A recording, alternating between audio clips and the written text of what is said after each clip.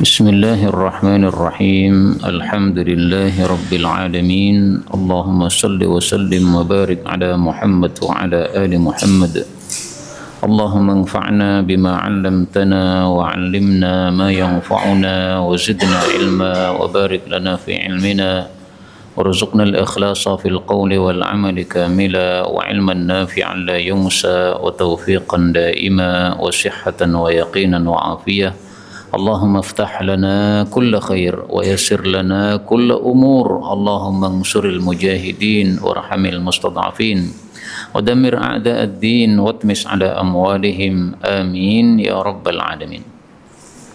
Alhamdulillah kaum muslimin rahimakumullah. Kita lanjutkan pengajian hadis dari kitab Sunanut Tirmidzi dan kita masih membahas tentang ibadah haji. Mudah-mudahan Allah memberikan kepada kita hajjam mabrura. Amin ya rabbal alamin. Dan malam ini insyaallah kita akan membahas tentang wukuf dan juga tentang melempar jamrah. Jadi dua hal yang akan kita bahas insyaallah taala. Kaum muslimin rahimani wa rahimakumullah. Haji itu ada 5 rukun. Yang rukun ini kalau tidak dilakukan maka hajinya tidak sah. Seperti rukun salat, tidak dilakukan salatnya tidak sah. Rukun itu adalah ihram, kemudian tawaf, sa'i, wukuf di Arafah, sama tahallul. Nah sekarang kita membahas tentang wukuf di Arafah. فقال المؤلف رحمه الله تعالى ونفعنا به وبعلومه في الدارين آمين. Bab ma jaa fi man, bab tentang orang yang adrakal imama, mendapati imam bijam'in di Muzdalifah, faqad adrakal hajja, berarti dia sudah mendapati haji alias hajinya tidak terlewat. Apa maksudnya? Ini babnya masih kurang jelas. Nah, kita baca hadisnya dulu supaya jelas. Hadis 889 dari Abdurrahman bin Ya'mar bahwasanya ada beberapa manusia dari penduduk Najd, mereka datang kepada Rasulullah sallallahu alaihi wasallam. Waktu itu beliau di Arafah, lalu mereka bertanya kepada Nabi, maka Nabi menyuruh seseorang untuk menyerukan Al-Hajju Arafah. Haji itu intinya adalah wukuf di Arafah. Man jaa, barang siapa yang datang, maksudnya datang ke Arafah, lailata jam'in, pada malam Muzdalifah. Malam Muzdalifah yaitu malam 9 Dzulhijjah. Mohon maaf, malam 10 Dzulhijjah. Qabla tulu'il fajri, sebelum terbitnya matahari, terbitnya fajar, yaitu fajar tanggal 10 Dzulhijjah. Faqad adrakal hajja, berarti dia telah mendapati haji alias hajinya sah. Jadi kaum muslimin rahimani wa rahimakumullah, orang haji itu kan asalnya dari Mina, kemudian pindah ke Arafah, kemudian pindah ke Muzdalifah. Nah intinya haji wukuf di Arafah ini. Lah terus waktunya di Arafah kapan? Waktunya tanggal 9. Tanggal 9-nya kapan? Mulai dari zuhur, Nabi masuknya itu tanggal 9, sampai dengan maghrib beliau keluar. Nah sekarang kalau kita datang ke Muzdalifah setelah maghrib, masih sah tidak ini hadisnya? Siapa yang datang ke Arafah pada malam Muzdalifah, berarti setelah maghrib baru datang. Yang penting sebelum terbit fajar, maka dia sudah mendapati haji tadi.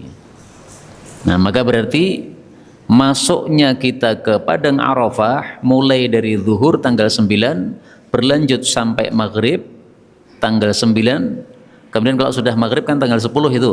Nah, sudah meskipun sudah tanggal 10, tetapi selama belum terbit fajar itu masih bisa wukuf di Arafah.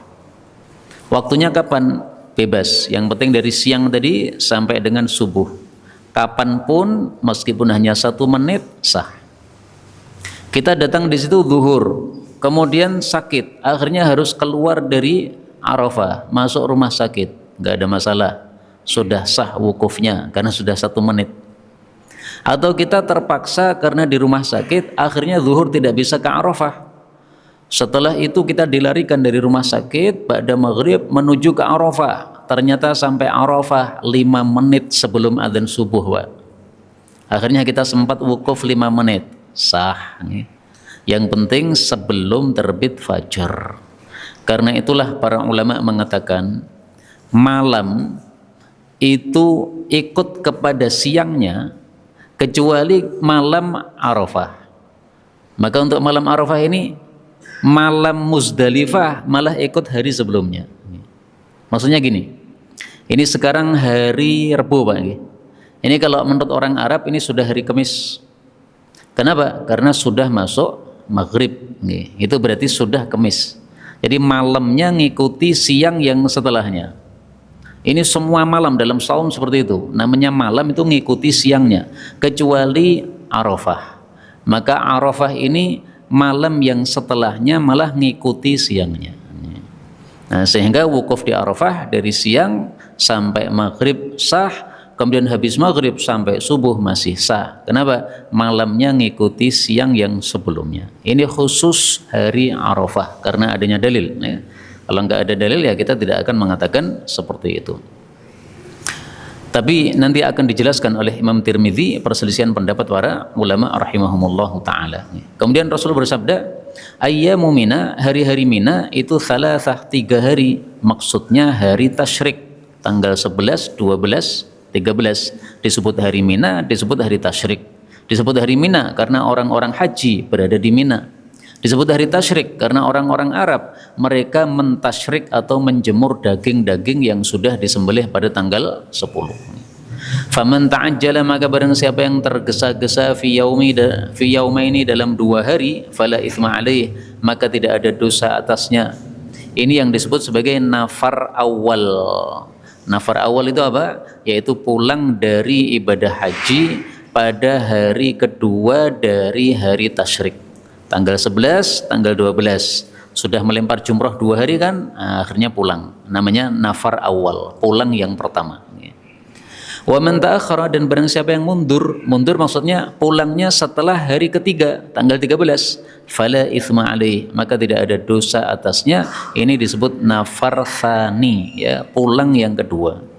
Nah, maka istilah nafar awal, nafar tsani ini berdasarkan hadis Nabi ini dan juga ini berdasarkan ayat Al-Qur'an. Silahkan lihat nanti pada surat Al-Baqarah. Disebutkan dalam hadis ini bahwasanya Nabi memboncengkan seseorang laki-laki dan seseorang itu yang menyerukan pengumuman tersebut. Berarti boleh satu onta digunakan untuk boncengan 2 orang, yang penting kuat. Kemudian di sini Imam Tirmidzi menjelaskan pendapat para ulama, tapi di sini Imam Tirmidzi tidak menyebutkan perselisihan, padahal sebenarnya ada perselisihan. Kata Imam Tirmidzi, menurut hadis ini tadi sesuai penjelasan para ulama, maka siapapun yang belum wukuf di Arafah sebelum terbit fajar berarti sudah kelewatan hajinya dan tidak sah apabila dia datang setelah terbit fajar. Karena sudah terlambat nih. Sampai Arafah sudah terbit fajar tanggal 10. Ini sudah tidak sah hajinya. Terus gimana? Wa yaj'aluha umrah. Dia ganti menjadi umrah, wa alaihi al-hajj min qabil. Hendaklah dia mengganti dengan haji pada tahun depan. Jadi kalau datang ke Arafah terlambat, sudah terlanjur terbit fajar, bukan terbit matahari ya, terbit fajar, maka berarti dia terlambat, maka diganti umrah, kemudian hajinya diganti tahun depan. Dan ini pendapatnya Imam Syafi'i, Imam Ahmad dan yang lain-lain. Apakah ada pendapat yang lain? Ada. Sebagian ulama berpendapat bahwasanya masih boleh wukuf di Arafah selama belum terbit matahari. Kalau di sini sebelum terbit fajar. Nah, sebagian ulama mengatakan bukan fajar tapi terbit matahari.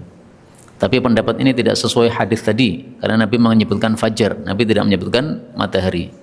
Ada lagi pendapat yang mengatakan bahwasanya wukuf itu terlambat kalau sudah tenggelam matahari. Jadi Nabi kan wukufnya dari zuhur sampai maghrib kan. Setelah tenggelam matahari beliau pindah ke Muzdalifah kan. Nah, maka sebagian ulama ada yang pendapatnya ketat sesuai dengan perbuatan Nabi. Nabi wukufnya hanya dari zuhur sampai maghrib, berarti ini batas waktunya di sini. Nah, maka kita jawab itu perbuatan Nabi, tapi di sini sabda Nabi membatasi sampai fajar. Sementara perbuatan Nabi itu sunnah dan sabda Nabi juga sunnah. Berarti lebih kuat pendapat yang mengatakan sampai fajar, karena dia menggabungkan antara dua sunnah Nabi Sallallahu Alaihi Wasallam. Kemudian para ulama mengatakan bahwasanya hadis ini adalah ummul manasik, induknya ibadah manasik haji. Jadi ada istilah ummul Quran, itu surat Al-Fatihah. Ada istilah ummus sunnah, itu hadis tentang innamal a'malu binniyat. Ada istilah ummul manasik, yaitu hadis tentang wukuf di Arafah, karena wukuf di Arafah ini adalah intinya haji, sehingga kita harus melakukan wukuf di Arafah supaya haji kita sah. Kita lanjutkan 891 dari Urwah bin Mudarris bin Aus bin Harithah bin Lam At-Ta'i. Ada orang namanya Lam, Pak. Ini simpel banget namanya ya. Kalau kita punya anak namanya Alif, Ba, Ta, Tha, simpel banget nih. Ada namanya Lam. Dia mengatakan saya datang kepada Rasulullah Sallallahu Alaihi Wasallam di Muzdalifah ketika beliau keluar menuju sholat, yaitu untuk ngimami sholat. Maka saya mengatakan, ya Rasulullah, sesungguhnya saya datang dari Jabalai Tayyi, dua gunung Tayyi, nama satu tempat ya, nama satu kabilah. Aqlaltu rahilati, saya sudah membuat lemah kendaraan saya karena perjalanannya jauh. Wa at'aftu nafsi, dan saya sudah membuat lelah diri saya juga. Demi Allah, saya tidak meninggalkan satupun hablin, gundukan atau bukit, kecuali saya wukuf di atasnya. Apakah haji saya sah? Maka Rasulullah sallallahu alaihi wasallam menjawab, man syahida salatana hadhihi, barang siapa yang menyaksikan salat kami ini. Salat apa? Yaitu salat yang dilakukan di Muzdalifah, salat subuh. Wa waqafa ma'ana, dan dia sudah wukuf bersama kami, hatta nadfa, sampai kami pergi dari Muzdalifah menuju ke Mekah. Waqad waqafa bi Arafah qabla dzalik, dan dia juga sudah wukuf di Arafah sebelum itu, lailan aw nahara, baik malam maupun siang hari. Faqad atamma hajjahu, berarti dia sudah menyempurnakan hajinya. Wa qada tafathahu, dan sudah menunaikan manasiknya. Kata Tirmidzi, kata-kata tafathah itu artinya adalah nusuk ya, manasik. Dan kata-kata saya tidak meninggalkan satu habl kecuali saya wukuf, yaitu maksudnya saya tidak meninggalkan bukit manapun kecuali saya wukuf di atasnya ya. Boleh juga disebut jabal yang artinya gunung ya. Kalau habl itu bukit, kalau jabal itu gunung. Kaum muslimin rahimani wa rahimakumullah, hadis ini sama dengan hadis sebelumnya. Berarti wukuf di Arafah itu bisa lailan au naharon, bisa siang maupun malam. Kalau Nabi wukufnya siang plus malam, karena beliau mulai berada di Arafah itu waktu zuhur, Pak, itu siang. Kemudian beliau masih berada di Arafah sampai tenggelam matahari. Tenggelam matahari ini namanya malam. Begitu sudah tenggelam matahari, Rasulullah baru pergi. Berarti sebagian waktunya Nabi pas wukuf itu siang, sebagiannya adalah malam. Hanya malamnya cuma sedikit ya. Karena begitu tenggelam, maka sebentar kemudian Nabi kemudian pergi. Nah, inilah wukuf yang paling sempurna. Ada siangnya, ada malamnya. Tapi kata Nabi, silahkan pilih lailan au nahara. Mau malam, mau siang, semuanya sudah sah. Kalau malam berarti setelah maghrib tadi baru datang ya, sampai sebelum subuh, itu namanya malam. Kalau siang berarti tadi ya, dari waktu zawal tergelincir matahari sampai maghrib tadi, nah, itu adalah siang. Itu semuanya sah.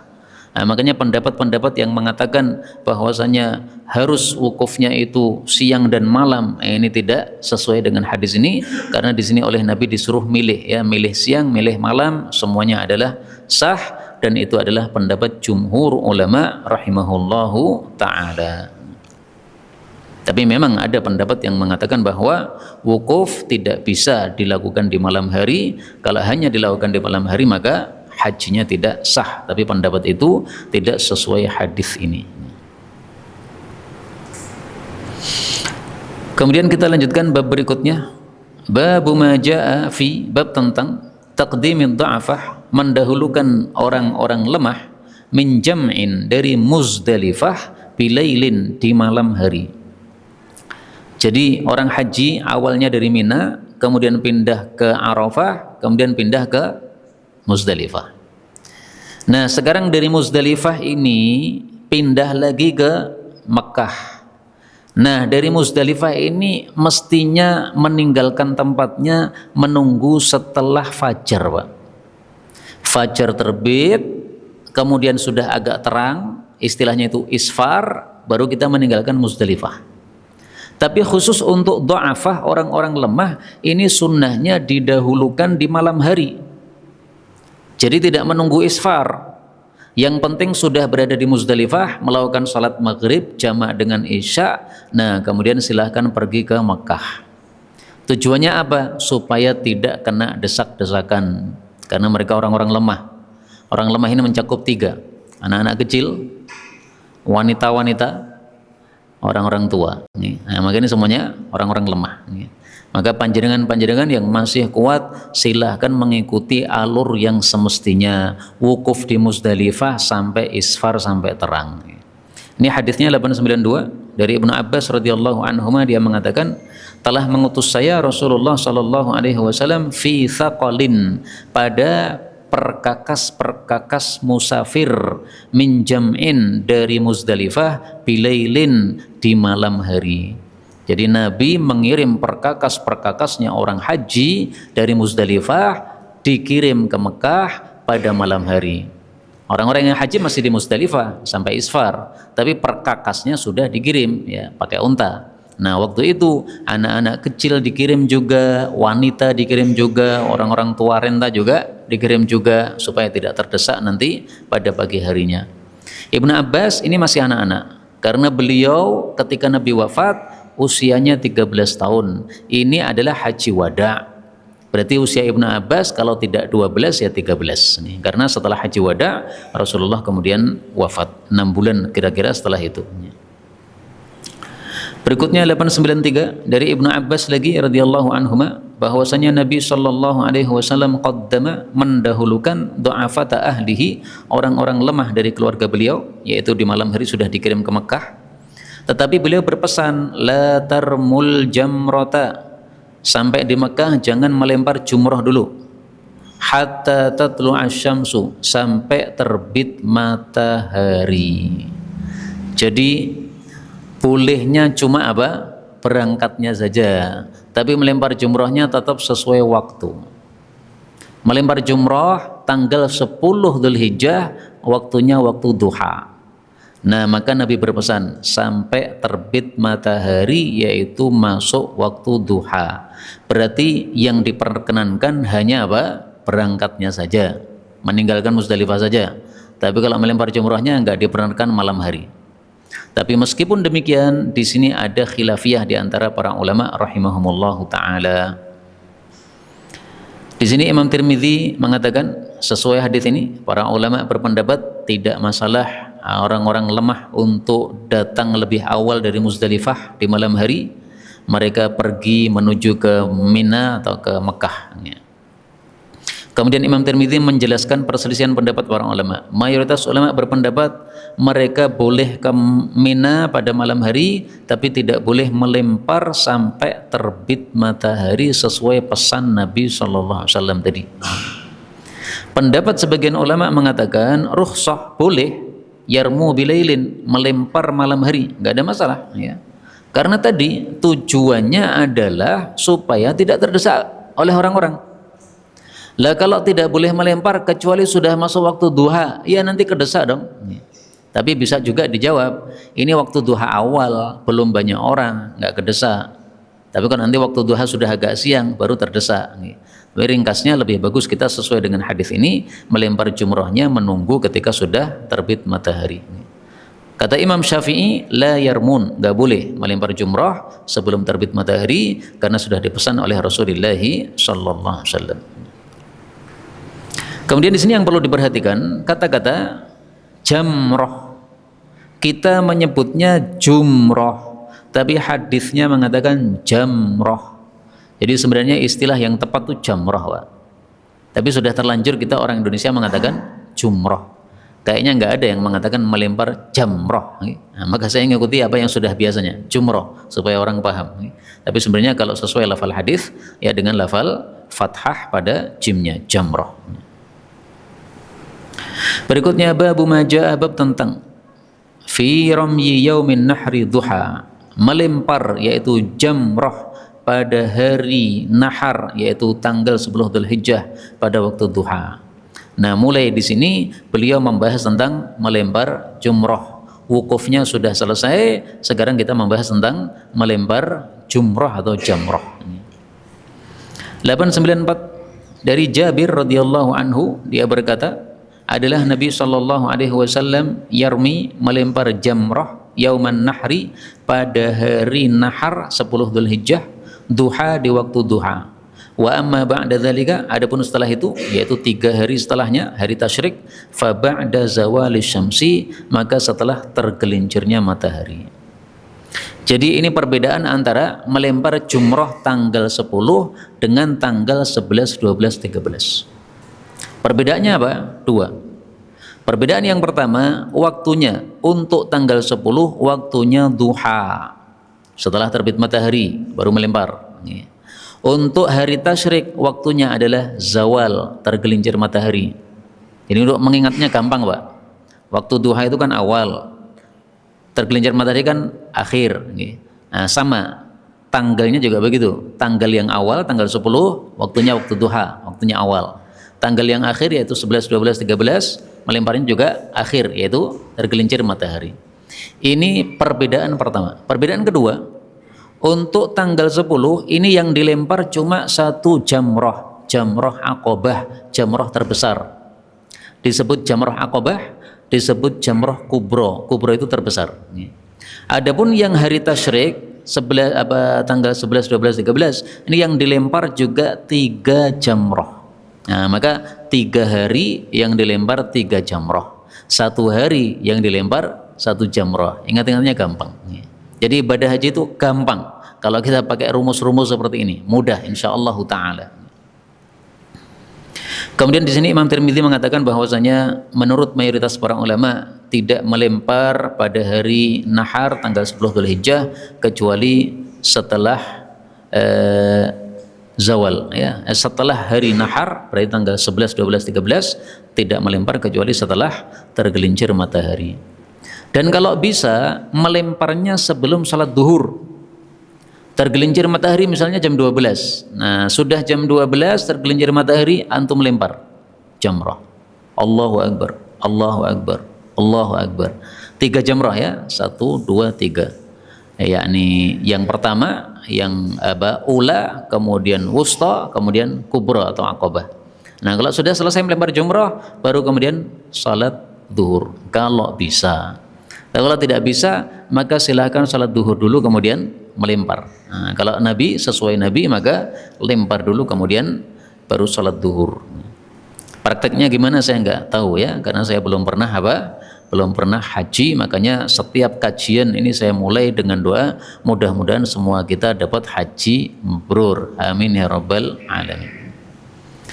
Berikutnya babu majaa, bab tentang annal ifadata, bahwasanya tawaf ifadah. Mohon maaf, annal ifadata, bahwasanya bubaran min jam'in dari Muzdalifah itu qabla tulu'i syamsi, sebelum terbitnya matahari. Jadi setelah subuh tapi sebelum terbit matahari, itu waktu meninggalkan Muzdalifah. Ini babnya sebenarnya kurang bagus kalau ditaruh di sini karena sudah membahas tentang lempar jumrah tiba-tiba balik lagi ke Muzdalifah, sehingga kurang urut ya. Semestinya ini babnya sebelumnya tadi. 895 dari Ibnu Abbas radhiyallahu anhuma, bahwasanya Nabi sallallahu alaihi wasallam afadha, bubaran, maksudnya bubaran meninggalkan tempat dari Muzdalifah, qabla tulu'i syamsi, sebelum terbitnya matahari. Kenapa beliau itu bersengaja meninggalkan Muzdalifah sebelum terbit matahari? Kenapa? Ternyata ada sebabnya, Pak. Dijelaskan oleh Imam Tirmidzi, wa innama tiada lain kana ahlul jahiliyah, dulu orang-orang jahiliyah yantadirun, mereka menunggu di Muzdalifah hatta tatlu'a syamsu, sampai terbit matahari, thumma yafidun, baru mereka pergi dari Muzdalifah. Nah, Rasulullah ingin menyelisih mereka. Orang-orang di Muzdalifah menunggu sampai terbit matahari. Kalau belum terbit matahari, maka mereka tidak mau meninggalkan Muzdalifah. Suruh Nabi menyelisih mereka. Sekarang kita selisih orang-orang kafir. Bagaimana? Mereka nunggu terbit matahari sambil melihat ke gunung, ya, kapan mataharinya terbit mereka tunggu-tunggu. Nah, maka Rasulullah malah menyuruh, ini belum terbit matahari, ayo kita pergi. Jadi kira-kira orang jahiliyah dulu perginya setelah jam 6, Rasulullah setengah 6 atau jam 5, ya, ketika sudah isfar, sudah terang benderang, beliau sudah meninggalkan tempat. Ini dalam rangka menyelisih orang-orang kafir. Nah, makanya orang-orang kafir itu jangan kita tiru, Pak. Karena kalau kita meniru orang-orang kafir, menyebabkan Islam jadi lemah. Islam ini akan menang, akan kuat kalau umat Islam menyelisih orang-orang kafir. Kalau sebaliknya, meniru, ya, umat Islam ikut-ikutan Natal, ikut-ikutan trompet, ikut-ikutan pakai peci Natal, nah, itu rusak Islamnya, nanti kalah pasti. Islam pengen mau menang, sementara umat Islam malah ngikuti orang-orang kafir, nggak bakal. Sabda Nabi yang mengatakan begitu. Berikutnya 896 dari Amr bin Maimun, dia mengatakan, kami dulu wukuf di Muzdalifah. Lalu Umar bin Khattab berkata, sesungguhnya orang-orang musyrik, mereka dulu tidak meninggalkan Muzdalifah sampai terbit matahari, dan mereka dulu mengatakan, asyrik sabiru, munculkanlah matahari wahai gunung Sabir. Gunung Sabir ini gunung terbesar di kota Mekah. Matahari terbit dari arah gunung Sabir. Nah, maka mereka kata, sambil menunggu-nunggu terbit matahari, sambil ngomong kepada gunung Sabir, ayo Sabir, segera terbitkan matahari, karena kalau sudah terbit matahari saya akan meninggalkan Muzdalifah. Maka Rasul sallallahu alaihi wasallam kemudian menyelisih mereka. Beliau pun ifadah, yaitu meninggalkan Muzdalifah.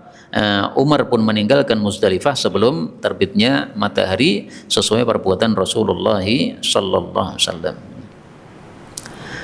Kemudian beliau membahas lagi jumrah lagi. Nah, jadi sudah Muzdalifah selesai, jumrah lagi. Ini apa, bolak-balik bahasanya, nggak ada masalah, ya, supaya kita jadi ingat urutannya. Urutannya jangan lupa, ya, Mina, Arafah, Muzdalifah, kemudian Mekah, atau tepatnya di Mina. Babu ma ja'a, bab tentang annal jimar, bahwasanya jamrah allati yurma biha, yang dilemparkannya itu mithlu hasal khadaf, itu seperti kerikil-kerikil untuk ketapel. Jadi jamrah itu arti asalnya apa? Kerikil. Itu disebut jamrah. Maka melempar jamrah artinya melempar kerikil. Makanya orang yang BAB kemudian tidak pakai air tapi pakai kerikil membersihkannya, itu disebut apa? Istijmar. Kenapa? Menggunakan jamrah. Jadi jamrah itu bisa dilempar, namanya melempar jumrah bahasa kita. Jamrah itu bisa digunakan untuk istinja, namanya istijmar. Nah, maka dalam bab ibadah ini kita harus meniru Rasul. Melempar jamrah ini termasuk ibadah, harus meniru Rasul, nggak boleh sembarangan. Wah, saya ngelempar sandal saja, nggak bisa. Tidak bisa melempar jamrah dengan sandal, nggak bisa. Yang penting ngelempar, nggak bisa, yang penting lempar. Harus sesuai Nabi, apa yang dilempar, apa yang dibaca, kemudian melemparnya kapan, waktunya sesuai Rasul sallallahu alaihi wasallam. Nah, sekarang kita baca hadisnya yang menunjukkan hal ini. 897 dari Jabir radhiyallahu anhu, dia berkata, saya melihat Rasulullah sallallahu alaihi wasallam melempar jamrah dengan semisal kerikil-kerikil untuk ketapel. Ya, silahkan diperkirakan, ya, kira-kira apa, 1 jempol begini yang untuk ketapel, ya. Sehingga tidak boleh dengan apa, batu-batu yang gede sekepal, ya. Karena kalau sekepal ini selain tidak sesuai sunnah, itu bisa mandharat, Pak. Panjenengan lempar, ternyata lemparannya nggak pas, kena gundul orang, gimana coba? Dia pingsan, nah, gara-gara panjenengan pingsan dia. Nah, maka tidak sesuai sunnah dan ini bisa berbahaya. maka sudah diatur oleh Nabi SAW, kita harus mengikuti aturan beliau. Berikutnya babu ma jaa fi, bab tentang ar-ramyi, melempar jamrah ba'da zawali syamsi, setelah tergelincir matahari. Ini adalah pada tanggal 11, 12, 13. Karena pada tanggal 10 melemparnya pada waktu duha. 898 dari Ibnu Abbas radhiyallahu anhu, dia berkata, adalah Rasulullah sallallahu alaihi wasallam biasanya melempar jamrah apabila telah tergelincir matahari. Nah, di sini perhatikan kata-katanya al-jimar. Ini jamak, jamrah. Berarti yang dilempar itu 3 jamrah. 1 jamrah ula, jamrah yang pertama. 2 jamrah wusta, jamrah yang tengah. 3 jamrah kubro, jamrah yang terbesar atau disebut jamrah aqabah. Nah, maka di sini kalimatnya jimar. Kenapa? Karena yang dilempar 3 tempat. Itulah melempar jamrah pada tanggal 11, 12, 13, 3 tempat, dan waktunya adalah setelah tergelincir matahari, kalau bisa sebelum sholat duhur. Berikutnya babu ma jaa fi, bab tentang ramyil jimar, melempar jamrah raqiban, dengan berkendara naik onta, wa masyian, atau dengan berjalan kaki. Dua-duanya dilakukan oleh Nabi. 899 dari Ibnu Abbas radhiyallahu anhuma, bahwasanya Nabi sallallahu alaihi wasallam melempar jamrah pada hari Idul Adha dengan berkendara. Mari kita perhatikan lafalnya, pada hari Idul Adha. Jadi berkendaranya itu tidak 4 hari, 10, 11, 12, 13, enggak, tapi tanggal 10-nya itu yang berkendara. Berarti hari-hari berikutnya beliau berjalan kaki. Karena hanya disebutkan yauman nahri, berkendaranya pada 1 hari, tanggal 10. Karena itulah para ulama berselisih pendapat. Pendapat yang pertama mengatakan sesuai hadis ini Rasulullah berkendara, berarti bagusnya berkendara. Ini pendapat pertama, Pak. Pendapat yang kedua mengatakan lebih baik berjalan kaki. Kenapa? Karena riwayat Ibnu Umar, Nabi ketika melempar jamrah itu berjalan kaki. Nah, oleh Imam Tirmidzi digabungkan 2 hadis ini. Kata Imam Tirmidzi, 2 hadis ini menurut kami adalah bahwasanya sebagian hari beliau naik kendaraan supaya jadi qudwah, supaya ditiru, dan 2 hadis ini sama-sama musta'mal, bisa dipakai menurut para ulama. Nah, maka ada 2 hadis ya. Hadis yang pertama hadisnya Ibnu Abbas, Rasulullah raqiban, berkendara. Hadis yang kedua hadisnya Ibnu Umar, Rasulullah yamshi, berjalan kaki. Ibnu Abbas meriwayatkan sesuai yang dia lihat, Ibnu Umar meriwayatkan sesuai yang dia lihat. Nah, kata Imam Tirmidzi, berarti dua-duanya dilakukan oleh Nabi SAW. Kadang Nabi berjalan, kadang Nabi berkendara. Maka ringkasnya dua-duanya boleh. Tapi kalau mau persis Nabi, maka silahkan berkendaranya tanggal 10. Terus 11, 12, 13 ini berjalan kaki, supaya persis betul-betul dengan apa yang dilakukan oleh Rasulullah sallallahu alaihi wasallam. Ini hadisnya Ibnu Umar diulang lagi oleh Imam Tirmidzi nomor 900 dari Ibnu Umar, bahwasanya Nabi sallallahu alaihi wasallam adalah apabila melempar jamrah, beliau berjalan kepadanya baik pergi maupun pulangnya. Nah, di sini perhatikan kata-katanya al-jimar, jamrah, berarti yang dilempar 3. Berarti berjalannya ini adalah pada tanggal 11, 12, 13. Karena yang dilempar 3. Inilah detailnya para ulama kita rahimahumullahu ta'ala. Dan di sini Imam Tirmidzi mengulang lagi perselisihan pendapat para ulama. Menurut mayoritas para ulama, berdasarkan hadis ini, maka silahkan melempar jamrah dengan berjalan kaki saja. Karena dari 4 hari, Nabi berkendara cuma 1 hari. Sementara 3 harinya berjalan kaki. Berarti lebih utama berjalan kaki, karena lebih sering dilakukan oleh Rasul sallallahu alaihi wasallam. Pendapat yang kedua mengatakan enggak begitu. Kalau mau menggabungkan 2 hadis, caranya adalah tanggal 10 naik kendaraan, tanggal 11, 12, 13 berjalan kaki, supaya persis betul-betul dengan Rasulullah sallallahu alaihi wasallam. Nah, silahkan pilih pendapat yang mana, bebas. Kalau pendapat jumhur Cara mikirnya gini tadi. Ini 4 hari. 1 harinya Nabi berkendara, 4 harinya Nabi berjalan. Berarti lebih bagusnya apa? Berjalan. Karena lebih sering dilakukan oleh Rasul sallallahu alaihi wasallam. Itu tampaknya cara berpikirnya mayoritas ulama kita rahimahumullahu taala. Berikutnya babu majaa, bab tentang kaifaturmal jimar. Bagaimana sih caranya melempar jumrah itu? Jadi melempar jumrah ini kan ibadah, maka harus sesuai cara Nabi sallallahu alaihi wasallam. Hadis 901. Dari Abdurrahman bin Yazid, dia mengatakan, tatkala Abdullah mendatangi Jamratul Aqabah, jamrah yang terbesar, maka dia itu istabtana, berada di tengah-tengah al-wadi, lembah, wastaqbalal qiblah, menghadap ke arah kiblat.